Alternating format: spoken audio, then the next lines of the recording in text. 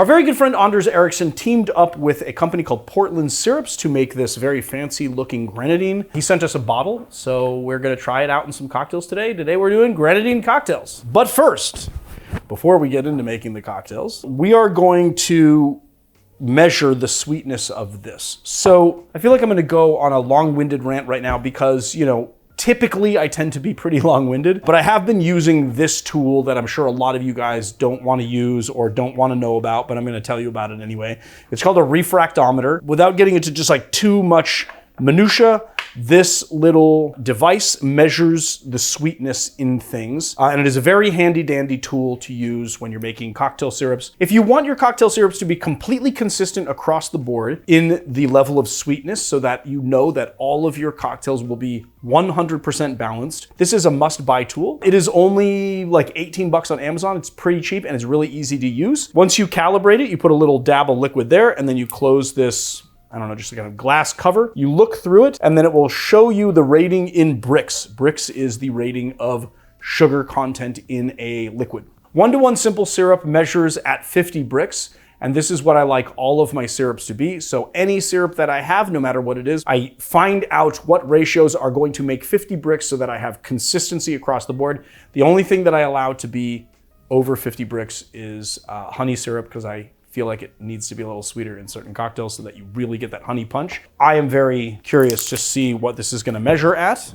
Take a little dropper here and take a look. All right, it's pretty sweet. It measures at 70 Brix on the nose. So I'm thinking that Anders Erickson is using his 1.5 to 1 ratio is what it seems like. At 70 Brix, probably a 1.5 to 1 ratio. So I would tend to water this down a little bit. I'm not going to do that for the purposes of this video. I want to see how this grenadine performs in cocktails unadulterated. Here's a little PSA for you guys. If you guys are buying commercial syrups, you should buy high quality syrups like what they have at Portland Syrup Company or Liquid Alchemist or something, or you should be making them on your own. In no circumstances should you be using Rose's Grenadine. I want to impart a little information on you guys as well. There is a misconception out there that Rose's Grenadine is cherry flavored syrup, because if you go to like a, I don't know, Ground Round, I don't know, that definitely dated me. I don't know if the Ground Round is a restaurant anymore. Or like if you go to like TGI Fridays and you ask for a Shirley Temple, they're gonna put Rose's Grenadine in it, and Shirley Temple is supposed to be cherry syrup and Sprite. But it is actually grenadine. It is actually supposed to be pomegranate, and it is also filled with chemicals and high fructose syrup and things you don't want to have. So you should definitely just buy yourself a quality syrup. And I'm very tempted to make the Anders Erickson cocktail that's on the side of the syrup. Should we do that too? Yeah. Today's episode is sponsored by ourselves. One of the most important things about cocktails is their presentation. And your garnish game can really make or break that presentation. So Marius and I decided that we wanted to start making some dehydrated fruit. Not only are they beautiful to look at, they're pretty long lasting, and they're functional garnishes. All of our citrus are sourced locally, and this is a really good way to help the channel. The garnishes are made in small batches. They're essentially made to order. So head to the shop, and no coupon code needed because they're amazingly priced and it helps the channel. Harry's Pick Me Up was created by the legendary bartender and cocktail book writer Harry McElhone. He was the owner of a bar called Harry's American Bar in Paris. This cocktail was first published in his book, The ABCs of Mixing Cocktails, also published in 1919. Let's get into it. Okay, so first things first, we're gonna look at the specs so that we know how to actually make the drink. 1 ounce lemon juice, 1 ounce grenadine, then we're gonna do 1 ounce of cognac.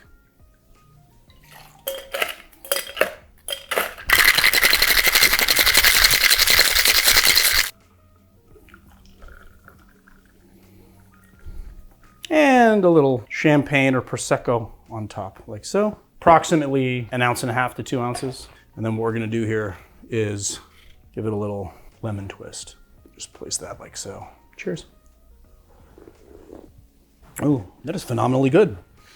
It's gonna be like tart lemon sour, dry on the finish. You know, what I hadn't really thought about when we were measuring the Brix is that even though this measures really sweet, pomegranate isn't a super sweet flavor. It is kind of, I don't know. I use the descriptor savory when I'm talking about the sweetness of honey, like a savory sweetness. It is like very deep in flavor. It's not super powerfully sweet though, even though it measures really high on the refractometer scale. I want to taste it by itself and see how sweet it actually is.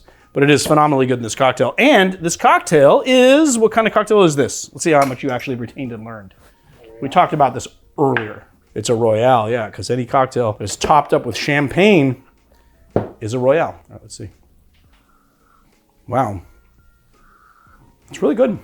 I feel like the concentrate that they put in this really ups the pomegranate flavor, and you get that like a savory pomegranate flavor. But also the pomegranate flavor is really, really supported by the brown sugar in there. You can really get a sense of the brown sugar because they're cutting it with, I'm assuming, you know, like, I don't know, less molasses forward cane sugar though. It's not overpowering. It's really nice. It's really nice actually. Very, very good job on the syrup. I really like it a lot. There it is, guys. The Harry's Pick Me Up.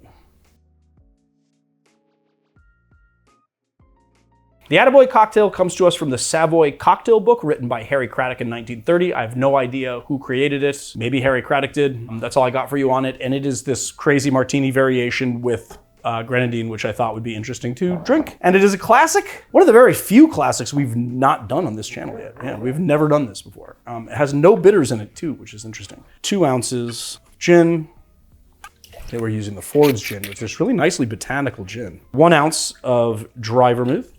And then we're gonna do 1 bar spoon of Grenadine.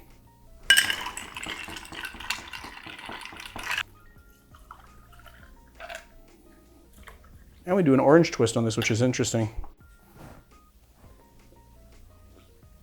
Oh man, I really like that. What's great about this drink right here is that you get the orange twist and then you have that savory component of the Grenadine, which gives it a little bit of sweetness. It works really well with the orange, the pomegranate flavor, but it also allows it to remain a martini. You still get all of the botanicals of the gin coupled with the botanicals of the dry vermouth. The dry vermouth is making it like a little bit more mellow. It's not as sharp as, you know, like some martinis would be. And then, you know, with the orange and the Grenadine, it really rounds the flavor out. And so it's just like this really nice, crisp, but like rounded kind of martini that has a little bit of the elements of the orange and the pomegranate that just works so well. So I actually really like this. This actually, I don't know, the Attaboy might actually be my new, I don't know, fall martini variation, I gotta say.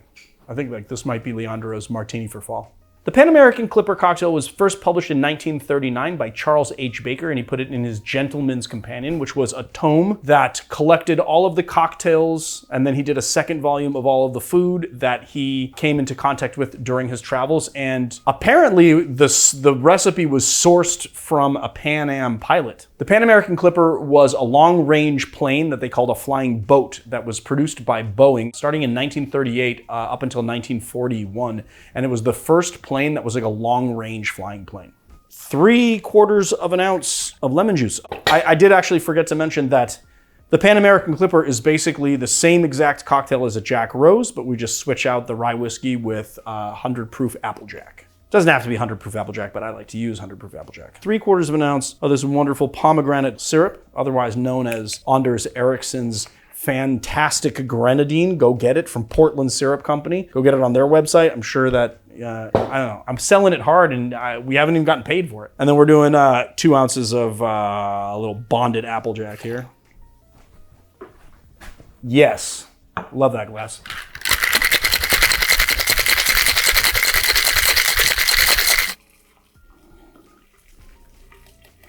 The glass was a tiny bit voluminous for the cocktail. That's all right. You know what I'll do? I'll make a little more of this cocktail and top it up.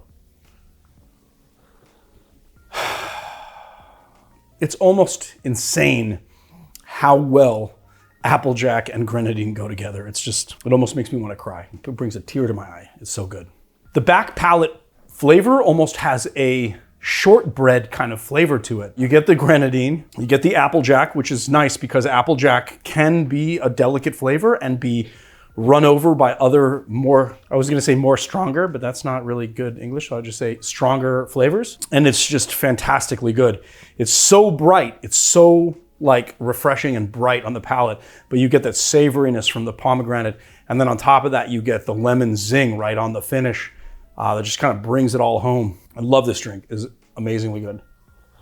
So there it is, the Pan American Clipper.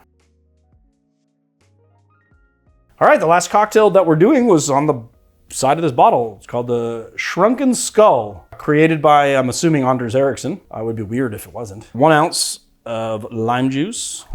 Oh, you know what we should do? We should put in it's called the Shrunken Skull. Should we put it in the little skull cup? Let's put it in the little skull cup, shall we? 1 ounce of pomegranate. Because we haven't received our Shrunken Skull mugs yet, hint, hint. Oh yeah, we haven't received our Shrunken Skull mugs, hint, hint. 1 ounce of our Demerara rum. And then, you know what? Let's do 1 ounce of this blonde Jamaican. Give this an ounce of ice and a whip shake. Pour this into our skull mug. Top it up with our very crushed ice. It's like, and then you know what? Since we put it in a skull, we might as well garnish it with a... Dehydrated or? Yeah, like a dehydrated... these guys are kind of dead. Oh, these guys, here we go. It's like a black lime. Like a really dead-looking lime. So very aromatic. If you want to support the channel and you have a little money burning a hole in your pocket, you can support us by buying our garnishes that we sell in our store. Cheers. Ooh, that's good. Ooh, I like it. That's good. That's a good cocktail. The Shrunken Skull by Anders Erickson. Very good, nicely balanced. It's very bright, citrusy, tart lime, followed up by a grenadine flavor. I really like the addition of the Jamaican rum, but the combination of the rum is really, really nice. Jamaican rum giving it a little bit more funk than what you get with Demerara rum. There it is, people. The Shrunken Skull. It looks like kind of like a tiny little lightsaber. Oh, lightsaber handle, kind of, yeah. Yeah, it kind of does. Sorry, yeah, well, I said Harry's American Bar is what I said. That's how it's kind of known. Yeah. It's Harry's American Bar, located in Paris, France. Yeah. Why? What did you think? What did it sound like I said? You said Harry's American Bar in Paris. Yeah. But that's not the name of the bar. Oh, no. The name of the bar is Harry's American Bar, or it's really the American Bar, located in Paris, France. Very nice. My wife. World-renowned bartender and YouTuber, Anders Erickson. Is that the one you're If you keep saying that, they're going to be like, this dude is fucking, you're poking Anders Erickson and like being sarcastic, dude, and being a dick. That's what they're going to think. Just so you know. Mm-hmm. Why do you keep on saying world-renowned? I think, he's world-renowned because he's a YouTuber. Yeah. We are also world-renowned. Are we? World-renowned? I mean, we are known globally in the cocktail world. I don't think Anders chose this wording. It's just like, no, it's like world famous Okie dogs. Okay, it's a selling point. Yeah. But he might, if you put this in the episode, it might stick in his craw that you keep on poking this world-renowned thing. Yeah. God, I didn't fucking put that on there. It was the syrups company. I don't have my glasses though, so into a chilled low ball. Wait. It says crushed ice. We don't have crushed ice. We have a Lewis bag. We also have the ice crushing machine. Have some faith in the world-renowned bartender and YouTuber, Anders Erickson. Did you learn nothing from what I just told you? No. All right. Hey guys, it is I, Anders. I just want to clarify something real quick here. My official title is actually Anders Erickson, world-renowned YouTuber and bartender, the Honorable, the Brave, Slayer of Dragons, Keeper of Keys, Esquire, the Third Senior. So if you could go ahead and call me that from this point forward, I will allow it.